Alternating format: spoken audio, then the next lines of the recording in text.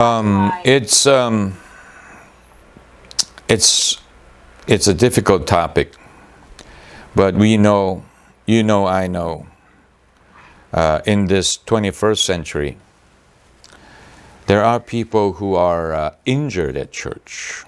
It's an unpleasant reality. There are people who are hurt at church by what transpires at church. It could be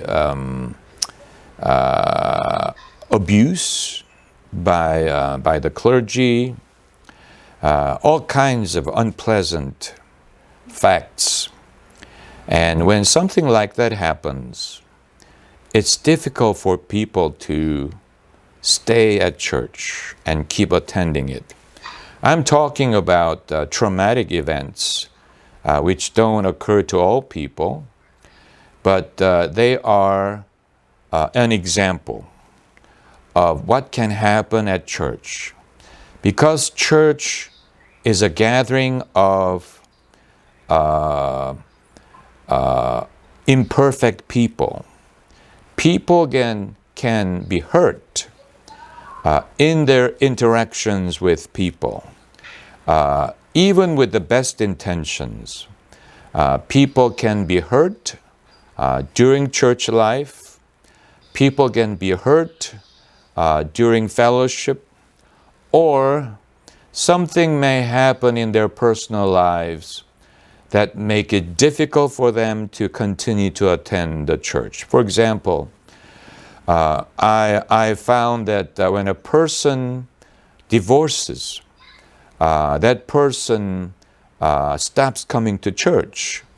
And it's understandable because it's very uncomfortable. Church people used to know them as couples, but since they are no longer couples, at least one person can come to that church. So even with our best intentions, there comes a time when a person, it's like graduating from a school, or terminating one career and beginning another. Church is like that too. You graduate from school. I mean, you love the school and you learn so much from the school, but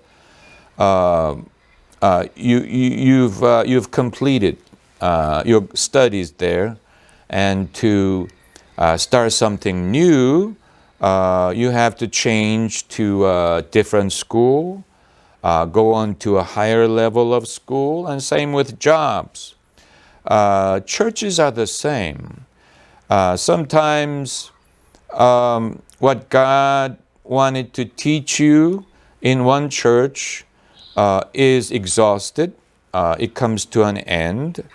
And perhaps it's time for you to move to a church where your focus is no longer on getting things from the church, but giving it, serving people, or doing ministry.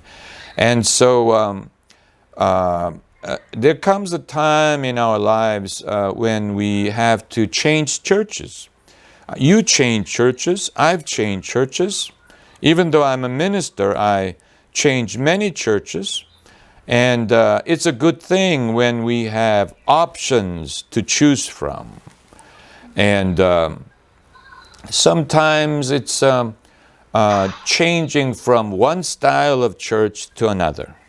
When we were younger, we might have needed a more conservative church, church that emphasizes teaching and discipleship.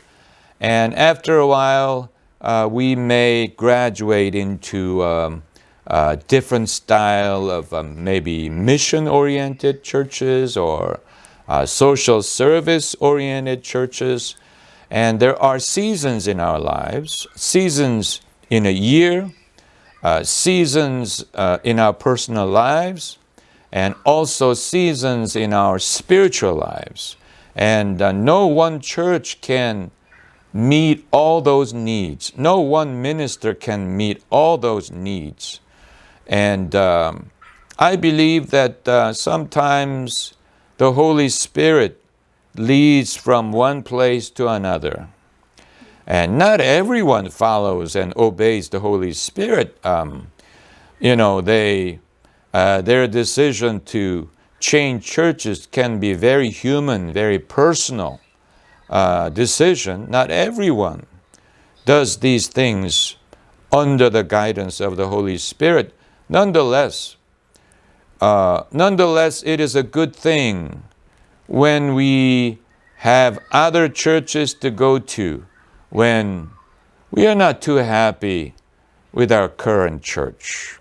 And when I think about my son's faith and what churches would be best for my son to grow spiritually, I can't force him. I can't make him stay at my church saying, "You are my son. You belong to this church, whether you like it or not. You must stay here." That may not be the best thing for his spiritual growth.